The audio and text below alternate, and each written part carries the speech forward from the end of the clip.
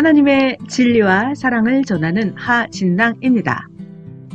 사람이 어떻게 살아야 할지 모를 때 너무나 암담한데요. 우리들은 하나님의 말씀이 있어서 매 순간 너무나 멋지게 최고로 행복하게 살아가고 있습니다.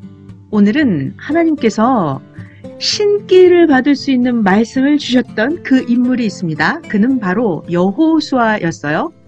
여호수아는 하나님께 신기를 불어넣는 말씀을 받았습니다. 담대하라. 담대함이었어요. 오늘부터 여호수아에 대해서 함께 배워보실게요. 여호수아 1장부터입니다. 여호와의 종 모세가 죽은 후에 여호와께서 모세의 시종 눈의 아들 여호수아에게 말씀하십니다. 내 종 모세가 죽었으니 이제 너는 이 모든 백성으로 더불어 일어나 이 요단을 건너 나 여호와가 이스라엘 자손에게 주는 땅으로 가라. 나 하나님이 모세에게 말한 바와 같이 무릇 너희 이스라엘 백성이 발바닥으로 밟는 곳은 다 내가 너희에게 주었노니 광야와 이 레바논에서부터 큰 하수 유브라데에 이르는 헷 족속의 온 땅과 또 해 지는 편 대해까지 전부 다 너희의 땅이 되리라. 하나님께서 여호수아를 부르셨습니다. 눈의 아들 여호수아야. 네, 제가 여기 있나이다. 하나님 말씀하시옵소서. 내 종 모세가 죽었다. 네? 모세가 죽었어요? 내 종 모세가 죽었으니 영적으로 죽은 것이 아니고 모세가 육적으로 죽었느니라. 여호수아야, 이제 너는 이 모든 백성으로 더불어 일어나 이 요단을 건너 내가 그들 이스라엘 자손에게 주는 땅으로 가라. 언제든지 역사의 새로운 주인이 나타날 때는 앞의 역사의 주인은 없습니다. 앞에 있는 역사의 주인이 사명이 끝났던지 죽었던지 해야만 하나님께서는 새로운 사람에게 다시금 일을 시키십니다. 앞의 역사의 주인이 그대로 있는데도 새로운 주인을 일어나게 하시지는 않습니다. 이 성경 본문 여호수아서 본문에는 하나님께서 금쪽같이 하나님의 눈처럼 여기고 하나님의 몸으로 써먹었던 모세가 죽었다고 말씀을 하셨습니다. 본래 모세를 중심으로 해서 하나님께서 이루려던 절대적인 뜻은 마치 볼을 찰 때 단숨에 중앙선을 넘어서 홀 에어리어 근방까지 공을 몰고 나가서 멋있는 슈팅을 때려서 골인을 시키는 입장처럼 하나님은 모세를 통해서 이스라엘 백성들을 종되었던 애굽에서 끄집어내서 멋들어지게 요단강을 건너고 홍해를 건너서 그대로 가나안에 정착하려고 했던 것이었습니다. 그런데 그 계획이 이루어지지 않았습니다. 안 되면 조상 탓이라고 말들을 하지만 그런 서투른 엉터리 같은 성서 해석이 아니고요. 제대로 된 성서 해석을 통해서 볼 때는 그 첫째 이유는 따르는 백성들이 절대적인 믿음과 절대적인 행실을 못했기 때문이었습니다. 그래서 절대적인 지도자 모세가 있었음에도 그들은 가나안 땅을 못 간 것입니다. 항상 보면 하나님의 사람이 없어서 가나안 땅을 못 간 것이 아니라 하나님의 사람은 있어도 따르는 무리들에게 폐단이 있으므로 가지 못했다는 것입니다. 오늘날 현실도 마찬가지입니다. 여호수아서 1장 2절에 보면 모세가 죽었다. 이 말씀에 이어서 하나님 말씀하시죠. 내가 다시금 너를 모세의 다음을 이어갈 사람으로 길러서 준비했으니 여호수아야 네가 이 일을 해야 되겠다. 이렇게 말씀하시면서 하나님은 여호수아에게 엄명한 이야기가 기록되어 있습니다. 역사의 전반기를 끝내고 연속해서 후반기 역사를 지탱하는 주인공으로서 부르심을 받은 여호수아에게 하나님께서 하시는 말씀 우리가 같이 들어보아야겠습니다. 내가 이스라엘 백성에게 옛날부터 약속했고 그들 또한 희망으로 삼던 약속의 말씀인데 나 하나님이 그럭저럭 하고 말겠느냐?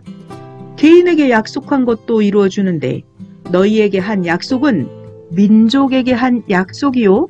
그 약속은 인간의 어떤 작은 뜻을 이루는 것도 아니고 나 여호와의 크고 거대한 뜻을 이루는 일인데, 하나님께서 우리에게 무슨 일을 선포했을 때는 그것이 우리에게만 유익이 되는 것이 아니라 하나님께서 엄청난 뜻이 있기 때문에 그런 말씀을 선포했다는 것을 우린 믿어야 됩니다. 그래야 하나님께서 우리에게 적극적으로 협조해 주시고 함께 하시고 계시다는 것을 알 수 있게 됩니다. 자, 여러분 모두도 하나님께서 여호수아를 부르듯이 부른 것입니다. 아니, 누가 죽었기에 우리를 새롭게 불러냈을까요? 현대 종교인들이 그들이 가야 할 가나안 땅에 정착을 해야 되는데 그들이 그것을 이루지 못한 것입니다. 그래서 이제 여러분들이 그 땅으로 가야 되겠다. 이렇게 모세를 중심으로 해서 이루려 했던 뜻이 이루어지지 못한 것은 모세가 못했기 때문이 아니라 백성들로 인해서 못한 것입니다. 예수님께서 하나님 역사의 뜻을 이루려고 오시고도 그 뜻을 제대로 성취하지 못한 것은 예수님께서 못했기 때문이 아니라 따르는 무리들 때문이었습니다. 따르는 무리 안에는 유대인들, 서기관들, 바리새인들, 제사장들도 있었지만 그 시대에 주님을, 예수님을 믿고 따르던 사람들까지도 포함되는 것입니다. 그래서 시대의 지상천국 가나안을 제대로 이루지 못하고 다시 지상천국을 기다리고 있는 입장이 아니겠습니까? 오늘날도 마찬가지죠. 기존의 종교 세계에서 이루지 못한 뜻을 이제는 우리가 이루어야 됩니다. 내 종 모세가 죽었다.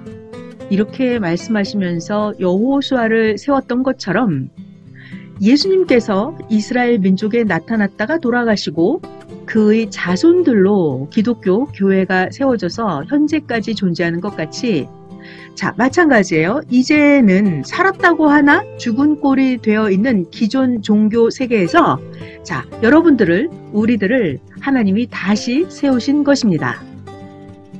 하나님께서 역사 가운데 하신 약속은 철저하게 하나님의 뜻을 펴기 위한 일들인데 죽은 자들을 가지고서는 더 이상 뜻을 펼 수 없기 때문에 여호수아를 부르듯이 여러분들을 복음 앞에 하나님께서 다시 부르신 것입니다. 하나님은 그 많은 사람들 중에서 왜 하필, 무엇 때문에 여호수아를 부르셨을까요? 하나님께서 모세를 이어갈 사람으로 여호수아를 부르시게 된 동기는 물론 하나님께서 기르기도 하고 준비를 시켰기 때문이기도 했지만 여호수아는 신광야에서 상당히 잘 싸웠던 사람이었기 때문입니다. 인생을 의롭게 싸우고 선하게 살려고 했던 사람으로 인생을 뜻있고 멋있게 살아보려고 발버둥치는 여러분들의 입장과 같았습니다. 오늘날 하나님이 여러분들을 그래서 불러오셨죠. 여호수아가 뜻을 세우는 데 있어서 부르심의 대상이 될 수 있었던 것은 큰 뜻이 몇 가지 있었는데요. 여호수아는 민족적인 사람이었고 여호수아는 믿음의 조건과 그 당시의 현실의 조건을 그 나름대로 세웠던 사람이었습니다. 이런 사람들을 하나님께서는 부르십니다. 여호수아가 세운 믿음의 조건은 무엇이었을까요? 아브라함이 하나님을 절대 믿음으로 의인이 되게 하시고 노아가 하나님의 말씀을 듣고 방주를 만들었으므로 의인 되게 하였다 하셨듯이 하나님의 말씀을 절대 믿은 사람들은 의인의 단계에 오른 사람들입니다. 여러분들도 하나님 말씀을 절대 믿고 따른다면 여러분들도 의인의 단계에 서 있는 사람입니다. 그런 절대적인 믿음을 가진 자라야 하나님이 부를 수 있는 조건이 성립이 됩니다. 그 정도의 믿음을 가져야 합니다. 그러면 어떤 것이 믿음일까요? 그때그때마다 하나님은 시대 사명자를 통해서 하나님이 주시는 말씀이 있습니다.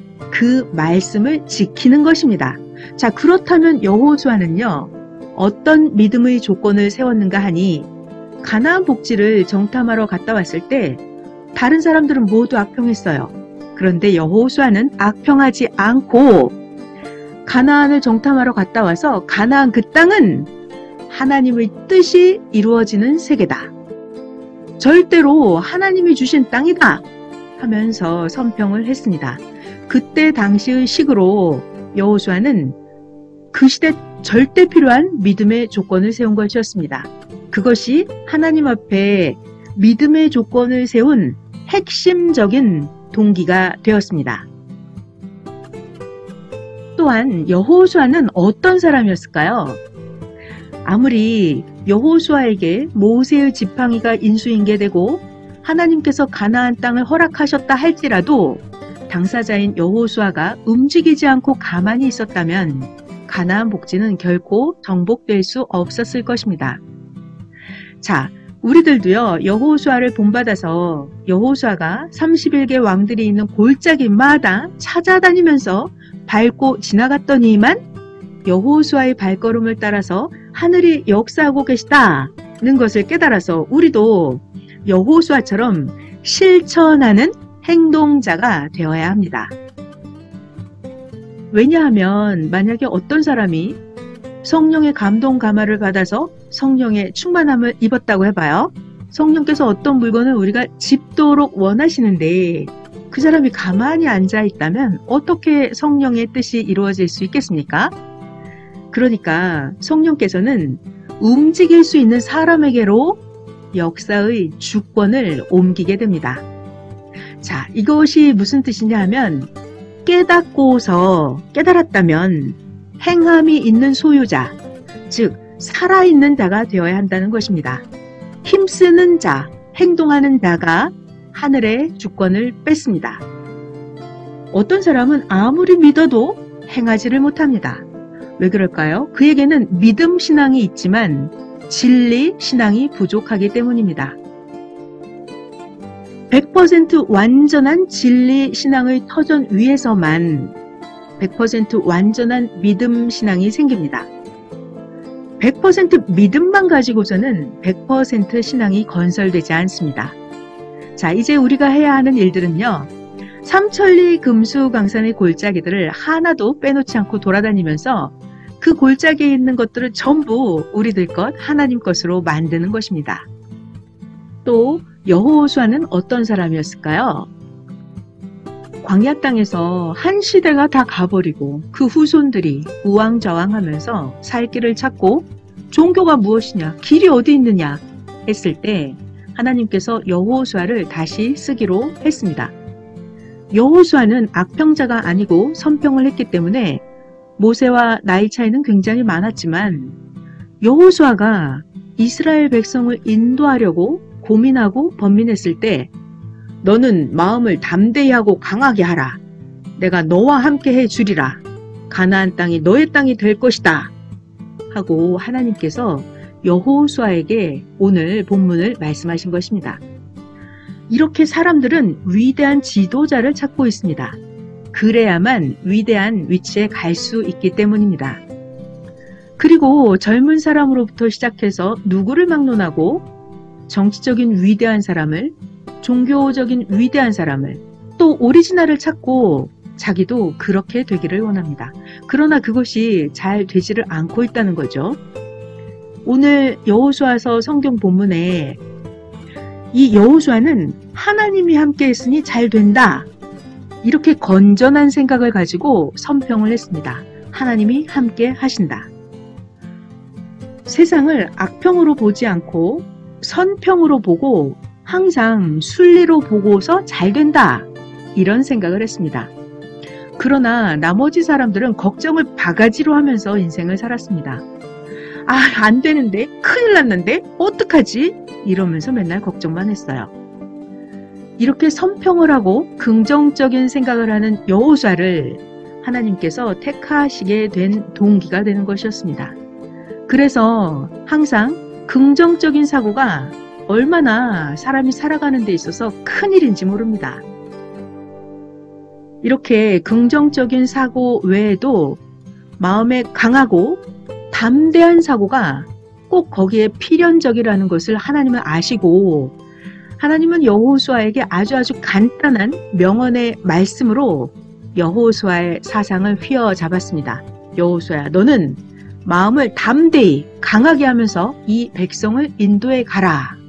이렇게 말씀하셨죠.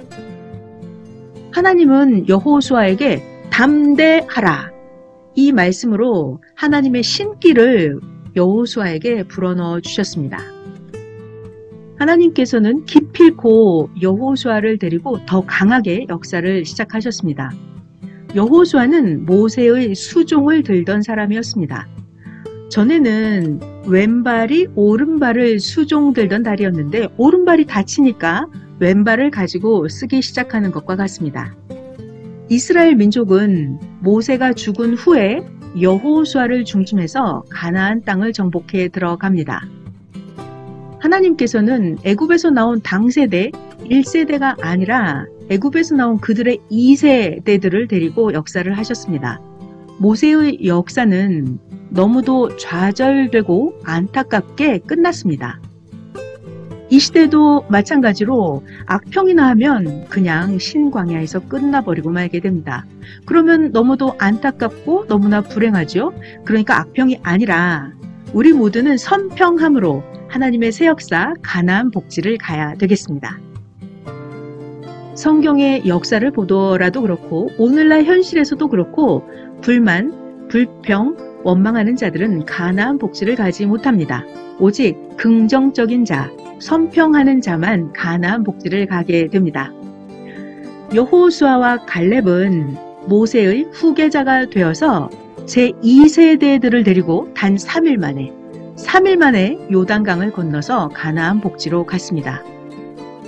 여호수아는 가나안 복지를 가던 길로부터 아얄론 골짜기에서부터 밀어붙이고 때려 부수기 시작을 했습니다.